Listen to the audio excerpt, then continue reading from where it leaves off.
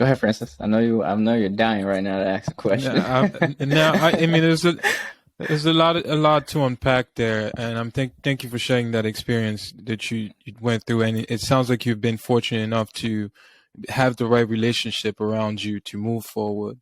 How was that? How would you describe maintaining relationship with people and just coming across the right people to even go into business with? Because I'm sure you had to filter through some people along the way, right?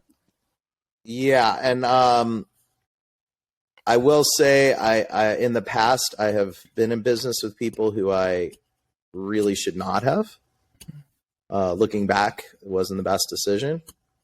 So I was very, I would say I had PTSD when I started working with Mike, to be honest with you. There were some things that, I generalized from that previous business relationship. And, Mike and I joke that we see each other more than we see our wives. I mean, so we're around each other a lot. We spent a lot of time on the road together promoting product early on. Because we were in 2 other states, and I think that business relationship, you got to make sure you 100% trust the people you're working with, and you got to maintain that trust by not doing side deals and shit like that, and really watch out, because there are tons of people. Once you start to get any measure of success, everybody's your friend. And a lot of people will try to wedge between you and your business partner, because it's the quickest way to weaken a business and to get their hooks in. So I will say unreservedly make sure you trust that person. The other thing is, our wives have been incredibly supportive. The business would not have happened without, my wife is incredible, and she does very well. Her consulting business has always been a very huge source of income. It's given us the runway to be able to do something like this, and she's also very patient. A lot of times you say you're going to be home at 5:30, and 6:30 you're still talking to customers, trying to sell that extra bottle. So it's a lot of maintenance, and it's a lot of juggling, and I look back, I'm very glad my son had the opportunity to basically grow up on the property here. He was riding a lawn tractor with no blades on it, when he was like 7, and just driving all over the place, and,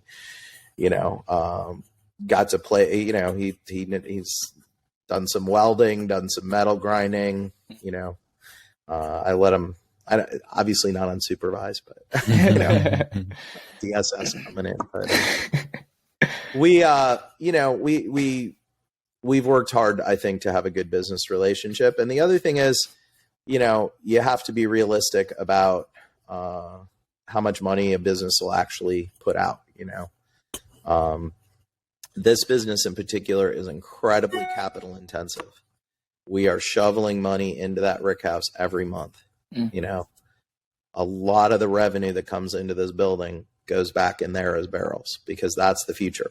And unless you want to borrow a bunch of money, which is, a strategy, and people who are better than me at finance can probably figure out how to do it well, but we keep our expenses really low. We pay for almost everything in cash, not currency, but, we don't borrow money on a regular basis. Like very few of our suppliers give us terms, because it's a really easy way to get into trouble, because you're spending money and you don't see it.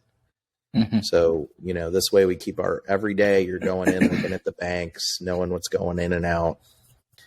I think that's really important. And also realizing that no employee will ever care as much as an owner.